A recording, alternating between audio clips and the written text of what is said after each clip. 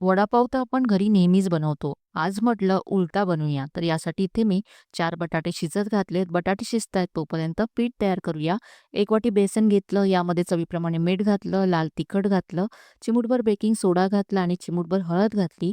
पाणी घालून हे पीठ असं तयार करून घेतलं. आता स्टफिंग तयार करूया. तर इथे मी 1 चमचा तेल गरम केलं. यामध्ये जिरं, मोहरी, कढीपत्ता घातला. आलं, लसूण, हिरवी मिरचीची पेस्ट यामध्ये घातली. ही पेस्ट तेल सुटेपर्यंत छान परतून घेतली. यानंतर यामध्ये चिमूटभर हिंग आणि चिमूटभर हळद घातली. यानंतर शिजवलेले बटाटे यामध्ये घातले, मीठ घातलं. सगळं छान असं 2 मिनिटं परतून घेतलं. बारीक चिरलेली कोथिंबीर घातली आणि हे आपलं स्टफिंग तयार झालंय. याबरोबर इथे मी हिरवी चटणी आणि लाल चटणी तयार करून घेतले. दोन्हीही चटण्या तयार आहे, स्टफिंग तयार आहे. आता आपण उलटा वडापाव तयार करूया. तर इथे मी पाव घेतलाय. पाव असा कट करून घ्यायचा आहे. यामध्ये आता तयार केलेल्या चटण्या लावून घ्यायच्यात. तर ही पूर्ण रेसिपी तुम्ही चॅनलवर पाहू शकता. व्हिडिओच्या खालच्या लिंकवरती क्लिक करून तुम्ही पूर्ण रेसिपी नक्की पहा.